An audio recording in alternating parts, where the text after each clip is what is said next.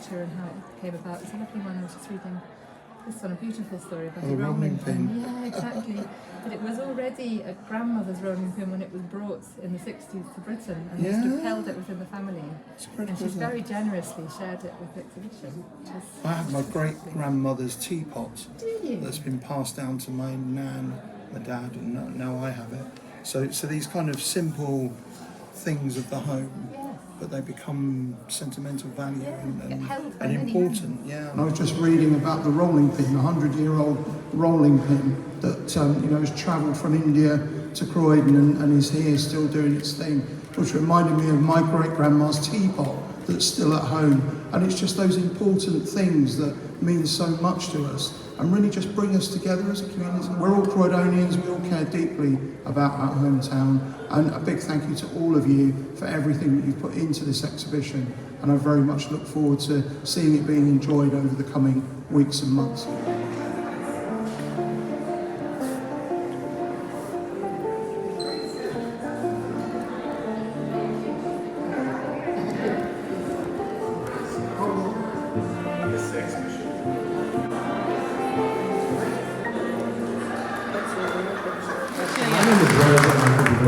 I'm one of the workshop facilitators. These wonderful ladies began with some questions and answers. They explored it on a couple of hours on a Wednesday at Stanley Halls, and they've come up with this presentation for you. So over to you, the Anglo-Indian group and Southeast Asian group.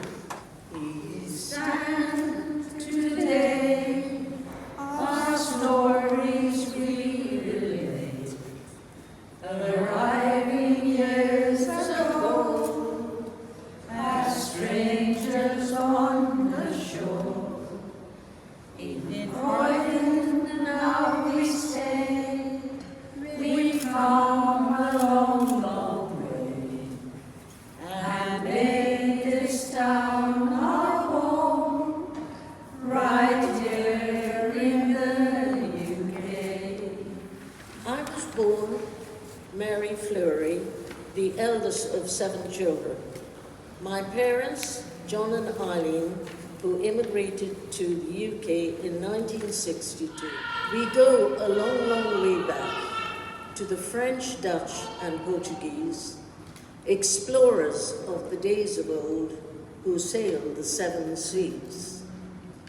They started trade with natives in spices, tea and gold, built many forts in India to protect this stronghold. The British also landed on the shores of Ind. With them came English culture to the new land they had found, formed the East India Company, then British Raj, and settled down.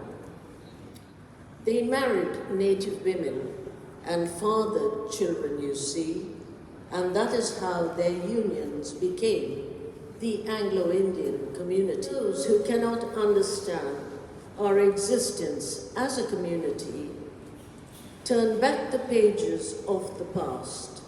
Anglo-Indians are indelible in India's history. Identity. Is it about belonging or is it dividing? We're the children of mothers with no name.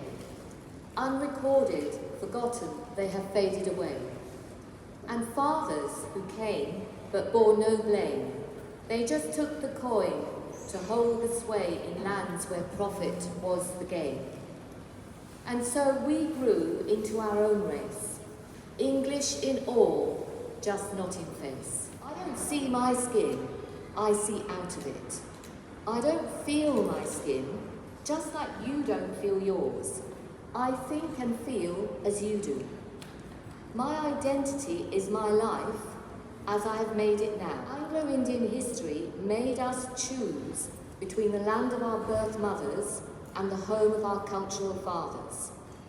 We are a diaspora fashioned to fulfill a purpose for empire, tolerated but not belonging anywhere, that we spread to when we were no longer wanted. The traits that make us Anglo-Indian are also the traits that help us to cope with adversity. Division made us, but we made what we are. We decided to emigrate to the UK in 1961. The ship we came on was Italian. What I remember most was going through the Suez Canal, amazing event. Then on to France, and as we were going through France and going through the fields, I could always remember seeing all these lights in the fields and wondering what was happening. And it turned out to be the 2nd of November, which was All Souls Day, which was the day we celebrated in India our dead. And I felt very, very sad to think that I was leaving the land of my birth. We arrived at Victoria Station and were met by family with a whole load of coats and blankets because it was freezing cold. I got married in India to an Anglo-British man and settled in UK in 1988. I have 2 sons and a granddaughter. I have been a widow since 2011. At times I feel lost and don't know what to do. I ask myself, where am I? I have come to UK to fulfill my dreams of seeing snow and left with the sunshine behind. I do like England, and this is my home now, with my family and friends. I have to look forward to what life throws at me and what God has in store for me. And shared our migration stories as a multiracial community. We've enjoyed our journey up to now as a lose-to-lose family. Hope the future holds you present for our Croydon history. So as an Anglo-Indian here in the UK, do you think that kind of more integration, that's why you think the community will slowly disappear? I think that's happening in all the communities. Yeah. It's becoming a normal thing where people intermarry, and this is worldwide. It breaks down the identity of what perhaps you would have been as a Britisher and I was as an Anglo-Indian. Has it made you think about it all more again, or what have you got from it? For me, it's a community I love. It's a community I loved growing up in. It's taught me values, strengths and weaknesses. And I would like it to be go down in history for my generations born in this country. They may say, where did my great-grandmother come from? Well, now I'm happy to know that it's in a small way being documented for the history of Croydon. Such a history here in Croydon, such a diverse community, and just what actually shared experiences really brought back memory lane for me as well. Also the hardship that people went through coming to this country and the things that they've endured, but now they're very much part of our society, enjoying being part of Croydon, really happy that they're here. Those shared life experiences that we all have, and I think exhibitions like this really bring that to life, that we can have such differences but also such similarities in our lives and upbringings. I think all of our communities should come and see this, and it's one of many exhibitions that we've had here as part of the London Borough of Culture. It highlights what's so good about Croydon, what's so strong about Croydon, what makes us all passionate about Croydon.